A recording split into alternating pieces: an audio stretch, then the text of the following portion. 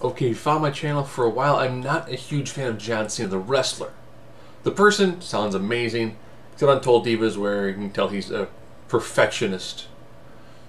You don't put, this is where the dirty clothes go. That's dirty workout clothes. What are my thoughts about him now? He's a part-timer. And the weird thing is, he's putting people over cleanly, which he hasn't done a lot of. He's very much like 80s and 90s Sting. If you go back and watch old WCW moments with Sting, he normally lost matches that were dirty.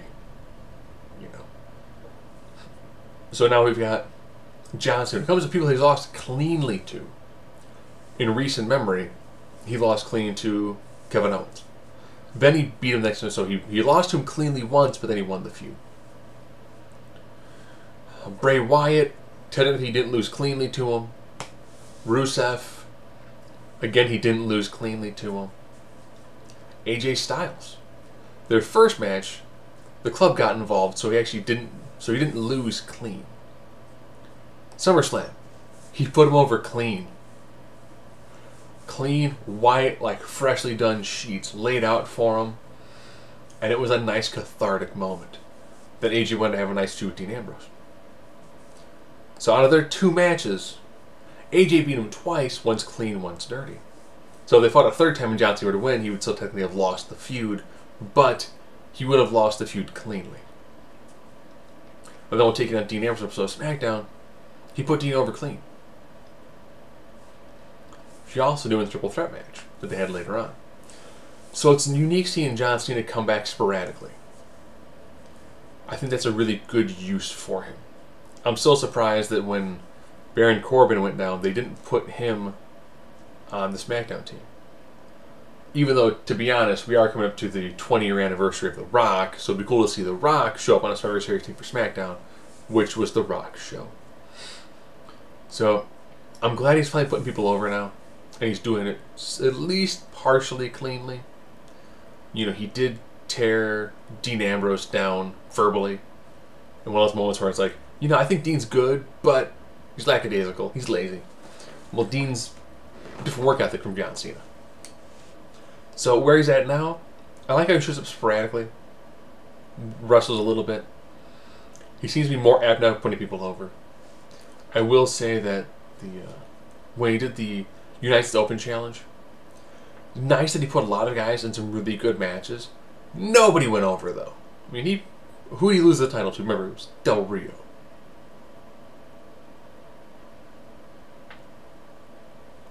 It's like putting a microwave in an ice box. There's no heat. Imagine if John Cena would have lost the title to Cesaro. Cesaro now would be a blue chip main event guy. But John's a corporate man, does what he's told, to the best of his abilities.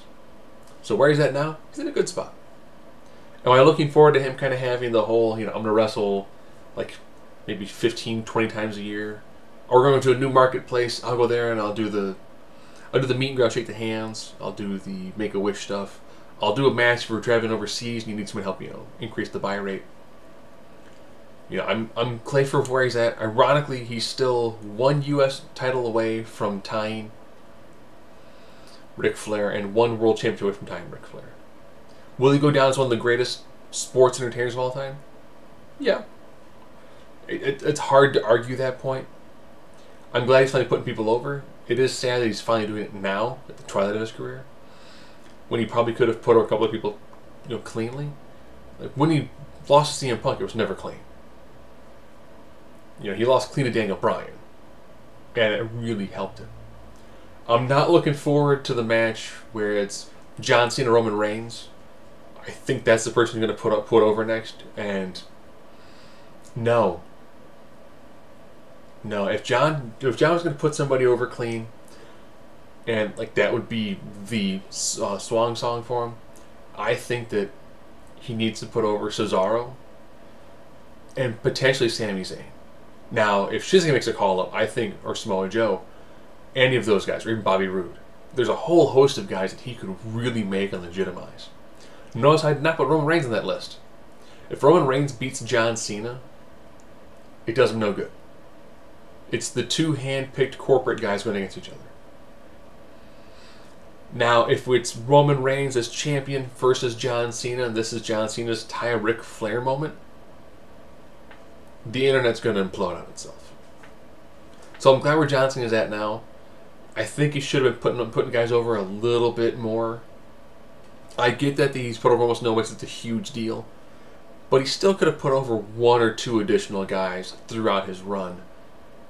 And I don't think it would have taken any of the shine off Superman.